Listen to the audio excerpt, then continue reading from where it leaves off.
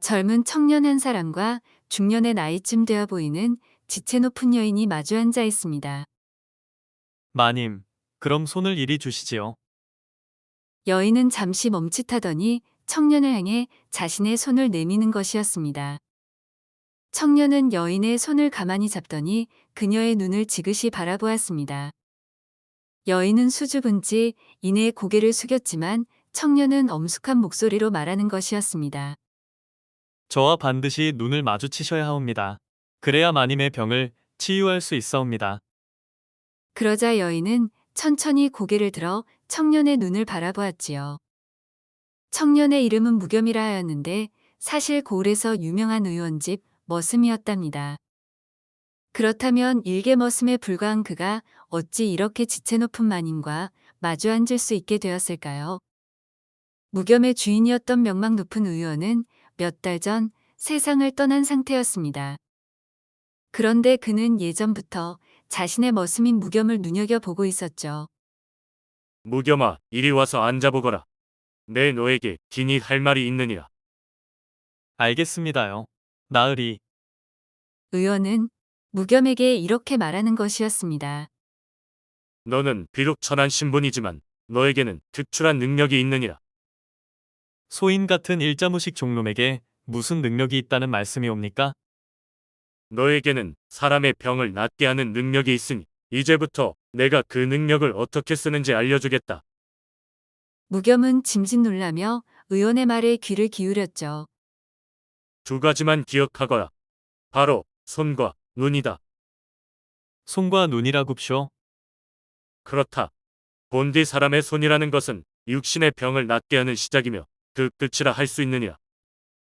또한 사람의 눈이라는 것은 마음의 병을 낫게 하는 시작이며 그 끝이라 할 수 있다. 손과 눈이 그렇게나 중요한 것이었습니까요? 그래, 너무나 중요하지. 보통 의원들은 약재를 쓰거나 침수를 사용해 병을 치료한다. 나 역시 그러하고. 그런데 간혹 몸의 기운이 왕성한 이들은 오직 자신의 몸에 깃들어 있는 기운만을 이용해 병을 치유해내기도 하느니라. 그런 사람들에게는 자신의 손과 눈이 곧 약재여 침술이라 할 수 있지. 정말 그런 사람들이 있는 것입니까요? 그럼 바로 내 앞에 앉아있는 무겸이 네가 그런 사람이라 할 수 있다. 무겸은 깜짝 놀라며 손을 내저었답니다. 쇳내 같은 천한 것이 어찌 그런 능력이 있겠습니까요? 말도 안 되옵니다. 아니다. 내가 그래도 명색이 실력 있는 의원인데 그걸 모르겠느냐. 너에게는 그런 능력이 있다. 너의 손과 눈은 육신과 마음의 병을 고칠 수 있는 훌륭한 도구가 될 것이야. 그런데 그런 능력은 특히 여인네들에게 효험이 있을 것이니 반드시 명심하도록 하여라. 이제 나는 이 세상을 하직할 날이 멀지 않았느니라. 내가 가고 나면 무겸이 네가 사람들의 병을 잘 다스리도록 하여라. 그렇게 무겸은 의원이 세상을 떠난 다음부터 자연스레 사람들의 병을 다스리는 일을 하게 되었지요. 처음에는 머슴이라 무시하던 사람들도 일단 그의 손길로 병이 낫게 되면 무겸의 능력을 인정할 수밖에 없었답니다. 그렇게 무겸은 용한 의원으로 이름을 날리게 되었지요. 특히 여인들의 병을 다스리는데 탁월한 능력을 보였답니다. 그런데 그에게 찾아와 병을 완전히 다 고치고도 계속해서 무겸을 찾아오는 여인이 있었답니다. 그녀의 이름은 수련이라 하였는데 명망 있는 사대부 집안의 맏며느리였죠. 아니 마님, 이제 마님은 저를 찾아오실 필요가 없으시옵니다. 마님에게는 어떠한 병환도 없사옵니다. 아니다. 나에게는 아주 큰 병이 있느니라. 하지만 아무리 봐도 병의 흔적은 없사옵니다. 그러자 수련은 무겸을 바라보며 떨리는 목소리로 말을 이었습니다. 무겸, 네가 바로 내 병의 원인인 것 같구나. 무겸은 수련의 말을 이해하지 못한 표정으로 그저 멍하게 그녀를 바라보는 것이었습니다. 그래, 내 병의 원인은 바로 너다. 하루 종일 네 생각이 내 머릿속을 떠나지 않으니 말이다. 수련의 말을 듣고 무겸은 이제야 알아챘다는 듯이 빙그레 미소 지으며 그녀에게 말했답니다. 마님, 저 때문에 많이 힘드셨군요. 천한 종놈 주제에 마님의 마음속에 들어가 헤집고 다녔으니 정말 송구스러울 따름이옵니다. 그래, 내 마음을 알아주니 고맙구나. 하지만 송구스럽다는 말만은 하지 말 거라. 무겸은 수련의 눈을 똑바로 쳐다보며 말했답니다. 본디 누군가에 대한 생각이 머릿속에서 떠나지 않는다는 것은 어떠한 이유에서건 자신의 마음이 요동치고 있다는 결정적인 증거이지요. 그 요동치는 마음을 의지할 데가 없어서 자신도 모르게 아무에게나 마음을 줘버리는 것이옵니다. 지금 마님의 마음은 경랑에 휩쓸려서 이리저리 흔들리는 배와도 같사옵니다. 하지만 그 배가 고요히 정박할 수 있는 곳은 제가 아니옵니다. 물론 제가 마님의 병환을 낫게 해드렸으니 고마운 마음이 드는 것은 인지상정이요. 그 고마운 마음이 어느새 연모하는 마음으로 돌변할 수도 있는 것이옵니다. 하지만 그러한 감정은 그저 일시적인 것이지요. 마님께서는 자신의 마음을 붙잡아줄 수 있는 다른 대상을 찾으셔야 합니다. 이 말을 들은 수련이 눈가에는 눈물이 맺히기 시작했죠.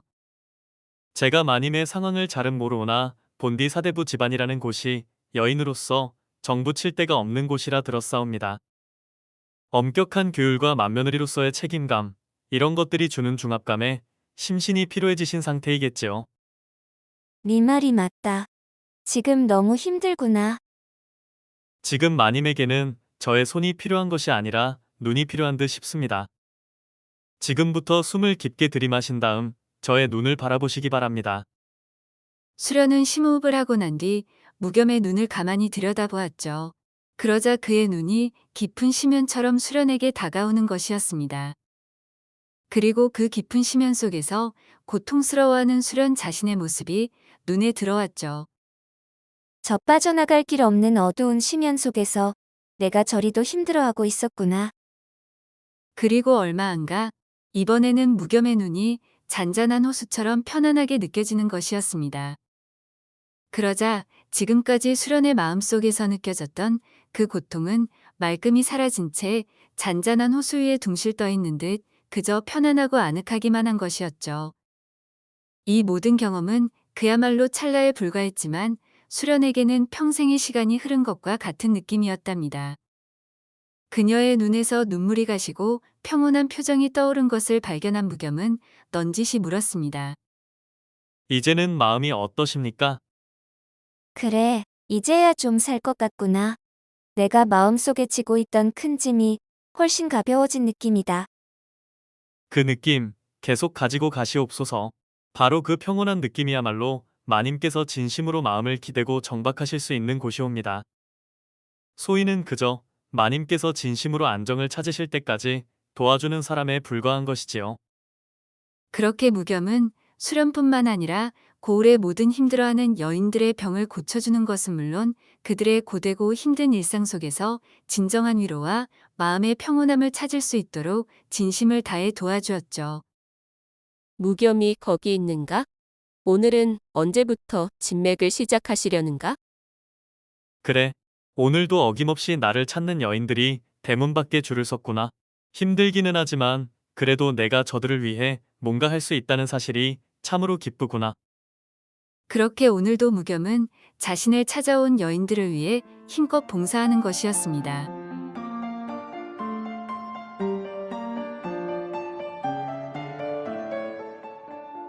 누군가의 마음을 치유해 줄 수 있다는 것은 참으로 복되고 의미 있는 일인 것 같습니다. 비록 우리들에게 무겸과 같은 능력은 없을지라도 주변 사람들을 항상 사랑하고 진심으로 그들을 대한다면 치유의 기적도 일어날 수 있지 않을까요? 사람의 건강은 기분과 감정에 의해 크게 좌우되니 말입니다.